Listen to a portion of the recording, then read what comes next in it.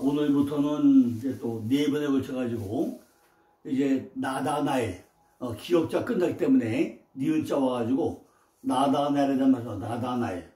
나다나엘은요 하나님의 선물 하나님께서 주신다 이런 말씀입니다.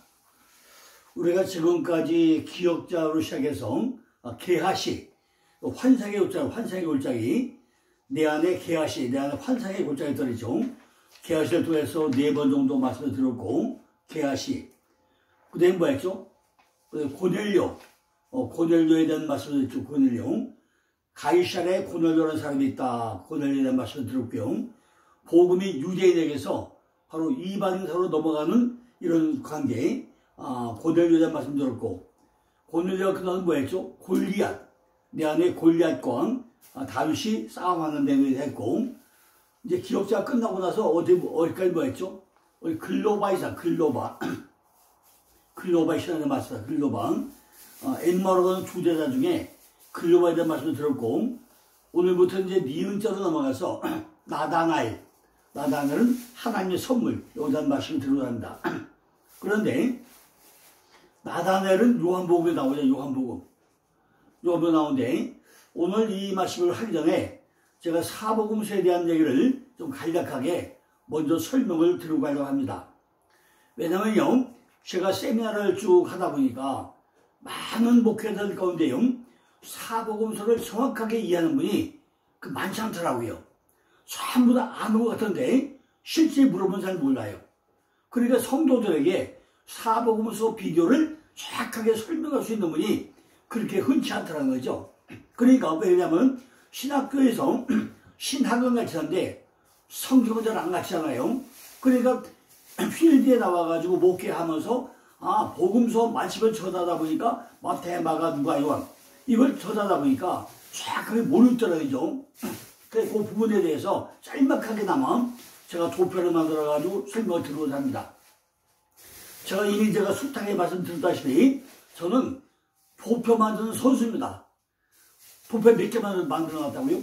한 5,000개 만들어놨잖아요. 여기 보시고 나면요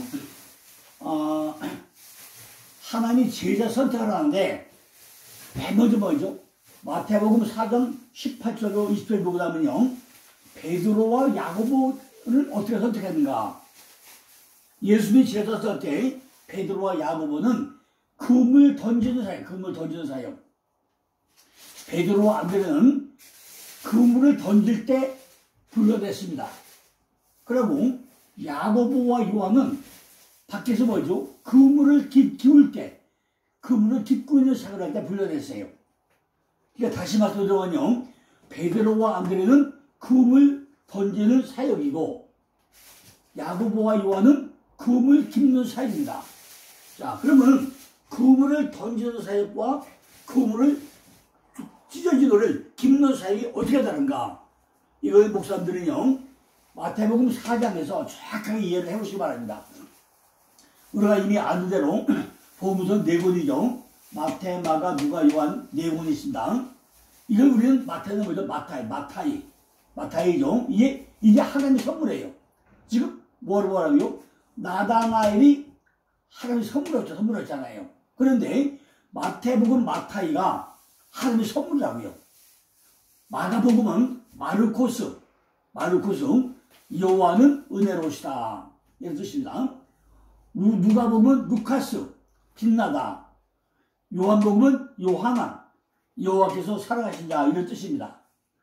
자, 그러면 이제 마태복음 누가 썼죠? 마태가 썼죠.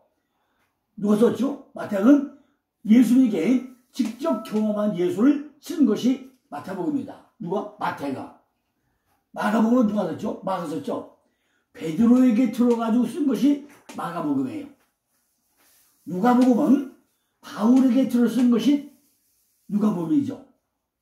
요한복음은 누구죠? 바로 예수의 제자죠. 예수의 제자인데 바로 요한이 요한복음과 요한계시록과 요한 1, 2, 3서 저자로 등합니다. 그럼 우리가 환시 알아야 되죠. 마태는 예수님에게 직접 들어가지고 쓴 것이 바로 마태복음이고 마가복음은 베드로에게 들어서 쓴 것이고 누가복음은 바울에게 들어서 쓴 것인데 바로 요한복음은 예수의 제자가 예수 제자로 쓴 것이다. 마태복음은 바로 세리. 마태가 예수의 제자고 또 뭐죠? 마가복음은 베드로에게 들었었는데 마가는 뭐죠? 바나바의 생질이고 베드로의 믿음의 아들이고 누가복음은 누가의 유일한 이방인이고 바로 바울의 제자고 요한복음은 바로 예수의 제자라는 얘기죠. 근데 요한복음은 뭐죠? 이 세 복음서에 없는 내용이 몇 프로? 90%가 들어있다는 개입니다. 자, 그리고 보면 이제 요한복음은 뭘 상징한다고요? 사자. 마가복음은 송아지. 누가복음은 사람. 요한복음은 독수리. 사자는 뭐죠? 짐승 중의 왕이 사자죠. 바로 힘을 상징하죠. 송아지는 가축 중의 왕이죠. 봉사를 상징합니다. 사람은 만물 중의 왕이죠. 지혜를 상징합니다. 독수리는 날짐승 중의 왕인데 민첩하다고 설명하죠. 자, 이제 시장 재료와 비교해서 본다면은 마태복음은 자색이고 마가복음은 홍색이고 누가복음은 흰색이고 요한복음은 청색입니다. 그럼 이건 뭘 상징하냐? 마태복음의 자색은 왕이 오시고 마가복음은 홍색인데 이거 피해 오시고 누가복음은 흰색인데 온전과 공의를 상징하고 요한복음은 청색인데 하나님의 아들을 상징한다 이렇게 기록되어 있습니다. 자, 그럼 이제 복음 전도서 볼 때 뭐한다? 마태복음은 가서 제자 삼으라. 가서 제자 삼으라고 그러죠. 마가복음은 뭐 한다고요? 모든 사람에게 복음을 전하라. 이렇게 선언합니다. 누가복음은 뭐 한다고요? 죄사함을 얻은 회개의 복음을 전하라. 죄사함을 얻은 회개복음을 전하라고 그러죠. 근데 요한복음은 뭐라죠? 바로 열매를 맺어, 열매. 제자 삼으라. 복음을 전하라. 복음을 전하는데 그 뭐죠? 열매를 맺으라. 설명합니다. 자, 오늘 이 본문 중에 나오는 얘기인데 이 나다나엘을 통해서 율법과 이스라엘의 비교 설명하고 있습니다. 근데 율법은 뭐죠? 모세 때의 율법이잖아요. 율법은 뭐죠? 완전한 하나님의 뜻이라는 측면을 부각하고 있다는 거죠, 모세는. 근데 모세는 뭐 율법 뭐죠? 사도 바울은 뭐라고 한다고요? 복음이라는 단어와 대칭되는 개념으로 설명하고 있다는 것입니다. 자, 그럼 이스라엘은 하나님의 교류가 이긴 자가 이스라엘이죠. 야곱을 이스라엘 바꿔주죠. 근데 이스라엘은 구약에서 뭐냐면 야곱이에요, 야곱. 야곱이 발꿈치 잡고 가는 자, 속이는 자, 대신들하는 자 이런 의미죠. 그런데 하나님의 교류가 이긴 자인데 시장에서 누굴 통해서 말하고 있어요? 나다나엘, 바로 하나님의 선물인데 이 나다나엘은 잘 보고 나면요. 나다나엘이 어떤 사람이냐? 아마 바돌로메를 가지고 나다나엘이라고 설명을 한 것 같습니다. 바돌로메, 바르톨로마이오스, 바로 신약에 몇 번 나와요? 네 번 나옵니다. 자, 이 말씀을 가지고 이제 나다나엘 하나님을 주신다. 이 말씀을 가지고요. 나다나엘의 신앙 수준이 어떤가? 앞으로 네 번에 설명하려고 뭐냐면 나다나엘의 신앙 수준은 초등학문사. 두 번째는 예수님이 어디서 봤다고요? 네가 무화과 나무 앉아있을 때 내가 봤다 그래. 무화과 나무 아래. 두 번째는 뭐죠? 나다나엘의 성품은 아주 선한 것, 참 이스라엘, 인간관계, 축복의 통로를 설명하고 세 번째는 나다나엘의 고백이 뭐냐? 바로 하나님의 아들이다. 이스라엘 목자가 설명하죠. 자, 신앙 고백을 합니다. 네 번째는 나다나엘에게 주신 복이 뭐냐? 바로 오르락내락. 야곱이 창세기 28장에서 밭가름 떠가지고 하란으로 가다가 중간에 한 곳에 이르러 한 곳, 마콤, 바로 교회죠. 거기 이르니까 천사가 사단들을 오르락내락 했죠. 그럼 오르락이 뭐예요, 오르락? 이미 내려왔으니까 올라간 거 아닙니까? 오르락내락 한다는 얘기죠. 그 다음에 음부의 권세를 이기지 못한다. 뭐 한다고요? 음부의 권세를 이기지 못한다. 이 말씀을 합니다. 자, 이 말씀을 가지고 이제 한 네 번에 나가가지고 설명을 할 텐데 오늘은 이제 서로 부분에 대한 말씀을 좀 하고자 합니다. 요한복음 1장 49절로 51절에 보면은 나다나엘이 대답하여 랍비여 당신은 하나님의 아들이시오 당신은 이스라엘의 임금이로소이다. 예수께서 대답하여 가로되 내가 너를 무화과 나무 아래에서 보았다 하므로 믿느냐. 이보다 더 큰 일을 보리라. 또 가라사대 진실로 진실로 너에게 이르노니 하늘이 열리고 하나님의 사자들이 인자 위에 오르락 내리락 한 것을 보리라. 이렇게 예수의 말씀을 하십니다. 자, 이 얘기가 어떤 얘기인가 우리가 자세히 살펴봐야 할 거 아니겠습니까? 사도 요한은 요한복음을 쓴 목적이 요한복음 20장 31절에 뭐라고 하죠? 너희로 예수께서 하나님의 아들 그리스도이심을 믿게 하려 하며 또 너희로 믿고 그 이름을 힘입어 생명을 얻게 하려 하느라고 기록되어 있습니다. 요한복음을 기록한 목적이 뭐라고요? 너희로 하여금 예수께서 하나님의 아들 그리스도임을 믿게 하기 위해서 요한복음을 기록했다 이 말씀이잖아요. 그러니까 뭐죠? 너희로 믿어가지고 그 이름을 힘입어서 생명을 얻게 함이라고 설명하고 있습니다. 또한 요한은요 요한복음 3장 6절에서 저를 믿는 자마다 멸망치 않고 영생을 얻게 함이라고 또다시 여기서 뭐한대요? 생명, 바로 영생을 얻게 함이라고 설명하고 요한복음 1장 12절에서는 영접하는 자 곧 그 이름을 믿는 자에게는 하나님의 자녀가 되는 권세를 주신다고 설명합니다.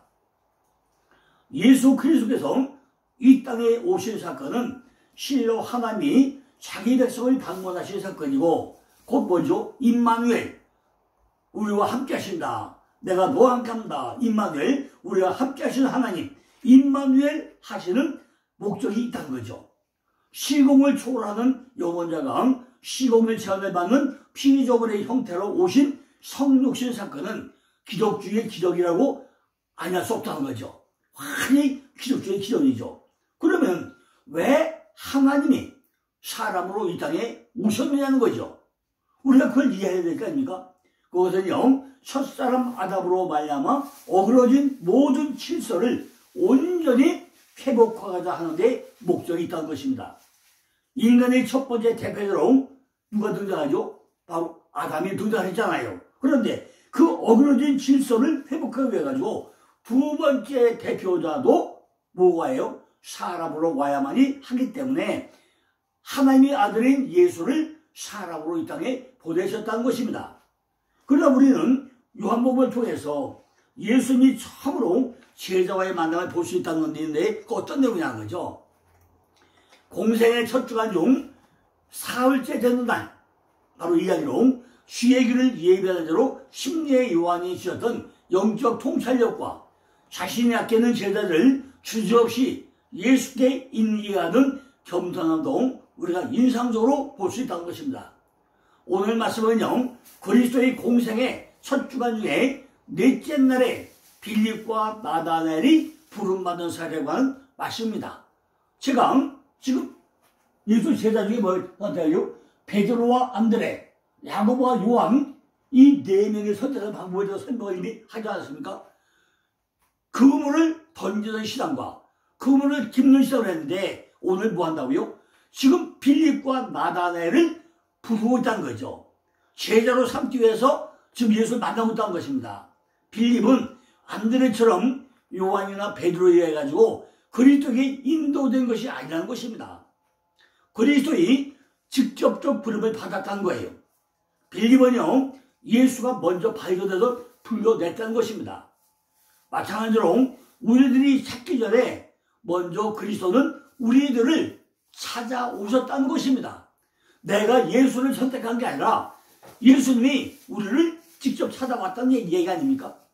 빌립이 왜 빌립? 빌립은 바로 필리포스, 말을 사랑하는 사람 이런 의미입니다. 타는 말, 호승, 타는 말을 사랑하는 사람이라는 의미를 가지고 있습니다. 요한이 10년 밀주던 곳인 요단강 건너편 베다니에서 사역할 초기에 예수를 만났다고 했습니다. 빌립의 고향은 갈릴리 바닷가에 있는 베세다, 같은 고향 사람인 안드레 및 베드로와 신금이 분명하게 기록되어 있습니다. 빌립은 내성적인 소유자이지만은 친구 나다나엘을 예수님에게 소개했고 예수님께서 메시아이심을 그에게 확신시켜주는 사람이 바로 빌립입니다. 그리고 빌립은 그 선택된 12제자에 포함이 되었다는 거죠. 12제자는 뭐죠? 배, 안, 야요, 빌바, 보마, 야다시요. 이 12제자입니까? 배, 안, 야요, 빌바, 보마, 야다시요. 이렇게 빌립은 나를 따르라는 말씀에 수반된 그리스도의 권능에 의해서 그의 제자가 되었다는 것입니다. 베세다는 베세다는 그분의 집. 그분의 집인데 어부들이 살고 있는 그분의 집. 그게 베세다. 베세다에 살았다는 거죠. 거기서 그리스도는 제자들을 택했고 그들은 특별한 은사를 받을 것이기 때문에 학식은 특별히 중요하고 필요하게 생각지 않았다는 것입니다. 하나님은 여러 가지 방법을 사용해서 선택한 사람들을 불러내셨다는 것입니다. 제자들을 부르는 데는 여러 가지 경우가 있었는데 빌립처럼 예수께 직접 부름을 받은 경우와 게바, 시몬처럼 형제의 소개로 이런 경우도 있다는 거죠. 빌립은요 예수의 신적 권위와 탁월한 인격을 직접 접하게 하는 것이 100마디의 변론보다 효과적인 전도가 될 거라고 확신했고 이는 나다나엘과 예수님과 대면에도 그렇게 입증되고 있다는 것입니다. 오늘은 나다나엘을 통해서 말씀하시는 그 말씀을 통해 우리에게 무엇을 말씀하고 있는지 그 말씀에 대해서 깊게 한번 생각을 해보자 하는 것입니다. 나다나엘, 하나님의 선물, 그것이 어떤 거냐? 우리에게 하나님의 선물은 뭐냐는 거죠. 나다나엘에게만 하나님의 선물을 줬을까요? 아니잖아요. 우리를 선택한 것이 하나님의 선물 아닙니까? 그것이 뭐냐는 거죠. 먼저 나다나엘과 이루어졌던 전체 내용의 핵심이 뭐냐는 거죠. 요한복음 21장 2절 보니까 시몬 베드로와 디드모라 하는 도마와 갈릴리 가나 사람 나다나엘과 세베대의 아들들과 또 다른 제자들이 함께 있더니라고 말씀을 통해서 여러 사람이 같이 있었다는 것을 우리가 알 수 있습니다. 이것이 뭐죠? 말씀으로 하나님이 주신 단을 가진 나다나엘은 갈릴리 가나 출신이다. 이걸 우리가 알 수 있다는 거죠. 어디요?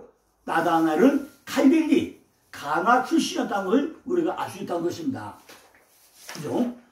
그는 친구 빌립이 예수님을 메시아라고 소개할 때 그 당시 사람들이 생각과 똑같이 요한복음 7장 52절에서 갈릴리에서는 선자가 나오지 않는다는 견해를 갖고 있었다고 했습니다. 요한복음 1장 3절은 뭐죠? 예수님이 피천한 나사렛 마을 출신한 사실로 예수님을 무시했다는 거죠. 그리고 요한복음 1장 4절은 뭐라 하죠? 예수님이 직접 만나자 예수님이 하나님의 아들이요 이스라엘 왕이라고 고백을 하게 되면 됩니다. 그런데 요한복음 1장 47절은 뭐라 하죠? 예수님은 다니엘을 보자마자 간사한 것이 없는 이스라엘 참 사람이라고 칭찬을 합니다. 다시 한번 볼까요? 요한복음 7장 52절에 갈릴리에서는 선자가 나오지 않는다는 저들을 가지고 있었는데 요한복음 1장 46절에 뭐예요? 예수님은 비천한 나사렛 마을 출신이라는 사실로 이걸 전부 다 무시당하고 있었다는 거죠. 그런데 요한복음 1장 49절에서 예수님을 직접 만나자 예수님이 하나님의 아들이요 이스라엘 왕이라고 또 신앙고백을 하게 됩니다. 그럼 이게 앞뒤가 맞습니까? 잘 안 맞잖아요. 그런데 요한복음 1장 47절에서 예수님은 나다나엘을 보자마자 뭐라고요? 간삼이 없는 이스라엘 참 하나님이라고 나다나엘을 칭찬하고 있다는 것입니다. 그런데 요한복음 21장 2절 하니까 예수님이 부활하신 뒤에 디베랴 바닷가에 나타날 때 거기에 베드로와 함께 있었다는 거예요.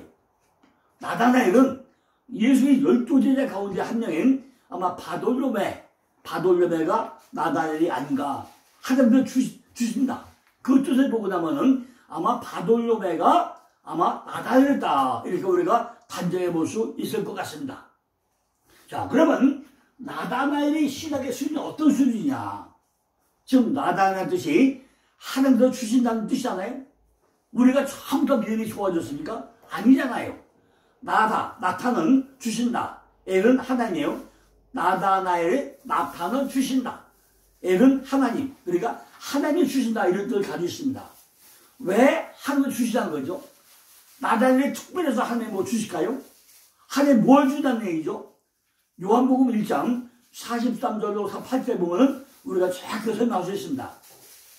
요한복음 1장 43절부터 48절 보면은 이튿날 예수께서 갈릴리로 나가려 하시다가 빌립을 만나 이르시되 나를 쫓으라 하시니 빌립이 안드레와 베드로와 한 동네 벳세다 사람이랑 빌립이 나다나엘을 찾아 이르되 모세가 율법에 기록하였고 여러 선지자가 기록된 그 일을 우리가 만났으니 요셉의 아들 나사렛 예수니라.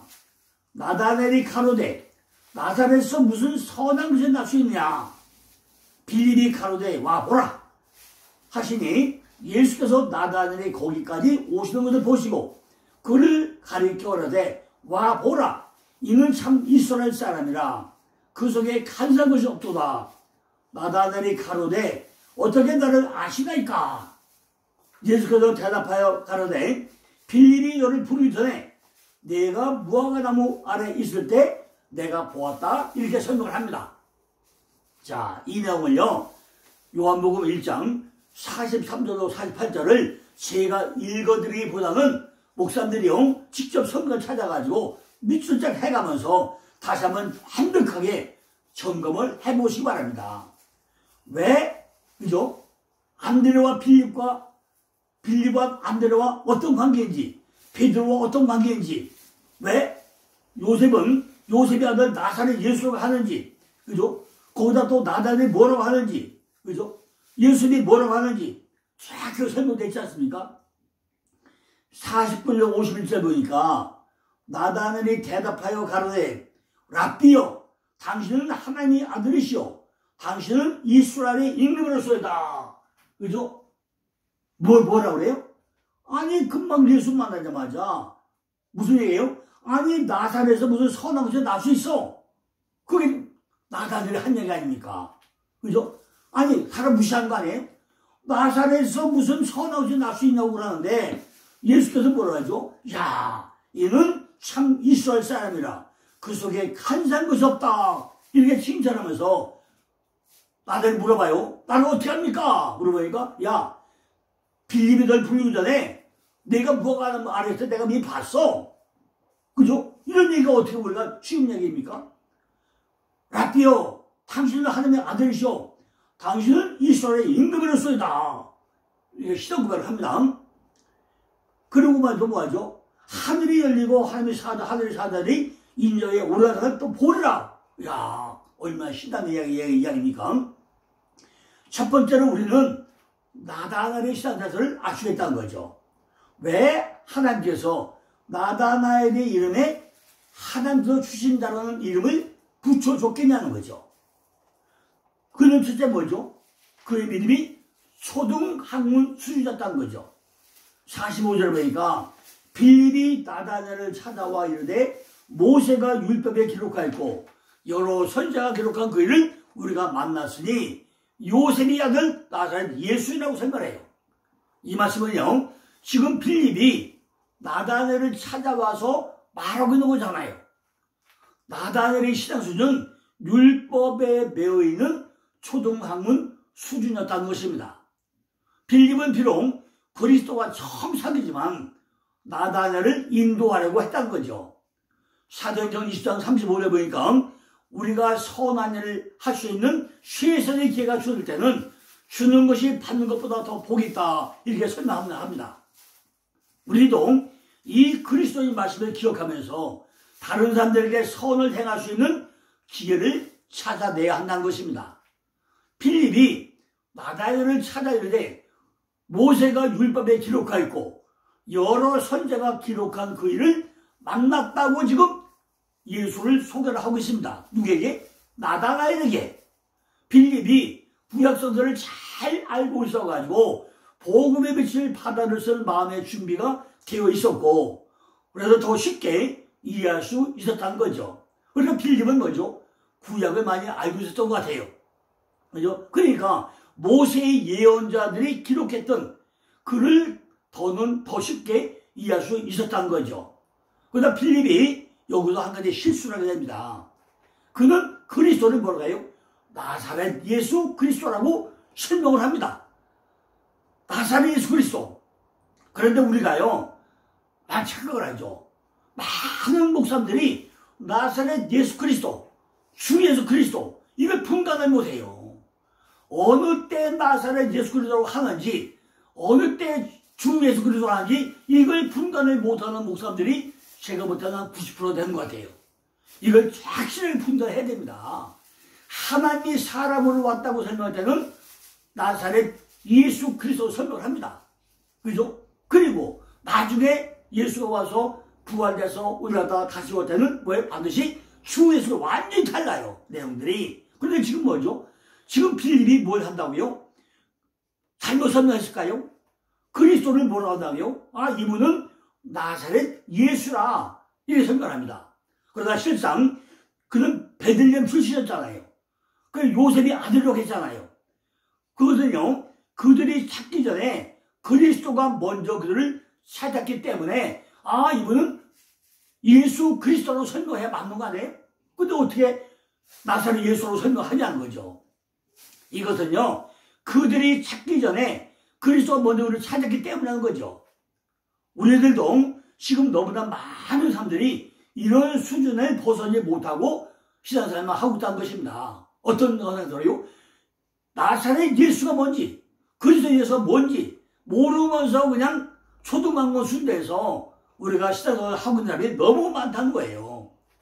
우리들도 지금 너무나 많은 사람들이 이런 수준에 머물러서 이걸 벗어나지 못하고 있다는 것입니다. 그러면 하나님이 그냥 주시는 것이 아니라 하나님께서 나다나를 통해서 우리들에게 하나하나 말씀을 하고 한다는 것입니다. 너도 나다나엘처럼 이런 상태이면 나도 너에게 주시겠다는 거예요. 그런데 이런 상태에 머물러서도 내가 이대로 줬사오냐면 역사는 일어나지 않는다는 것입니다. 아니 예수님, 내가 나사렛 예수 그리스도 상태에 있다거나 주 예수 그리스도 상태에 있다거나 이게 무슨 상관이에요? 예수 믿으면 됐지? 이런 상태로 되는다면요, 하나님은 절대로 우리를 도와주지 않는다는 거예요.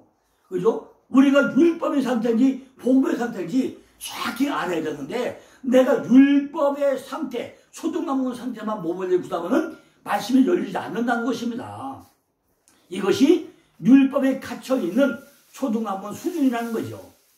갈라디아 3장 23절 4절 보니까 믿음이 오기 전에 우리가 율법 아래 매인바 되고 계시될 믿음이 때까지 갇혔느니라. 이같이 율법이 우리를 그리스도인으로 인도하는 모험학 선생이 되어 우리로 하여금 믿음으로 말미암아 의롭게 함을 얻게 하려 하리라 그래요. 우리가 믿음에 있으려면 어떠하며 율법에 매였던 것이 어디로 가야 돼요? 복음으로 넘어가야 되는데 아직 넘어가지 못하고 초등학교 수준인 율법에 묶여있다는 거죠. 율법은요, 죄인들에게 상처를 드러내주는 것을, 죄를 알게 한 게 율법입니다. 그죠?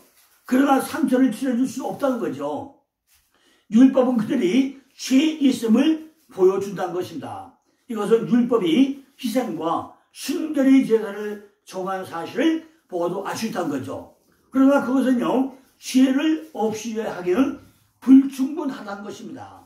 따라서 율법의 가장 큰 목표는 예수 그리스도를 믿음으로 말미암아 약속을 믿는 자들에게 주려 한다는 거죠.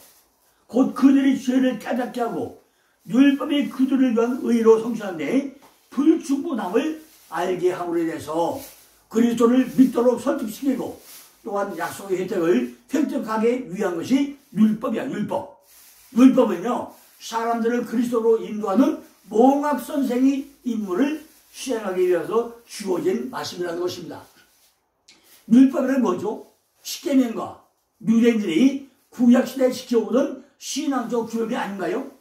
지금은 율법은 없고 복음만 있는 것일까요? 과연 그럴까요? 로마서 2장 13, 15에 보니까 사도 바울은 율법이 없는 이방인도 본성으로 율법을 일을 하려고 하는데 어떤 것이 맞습니까? 자, 우리가 시간이 벌어야 돼요. 여기까지하고 내일 또 이어서 무화과나무 아래부터 해가지고 쭉 또 설명을 드리겠습니다. 감사합니다.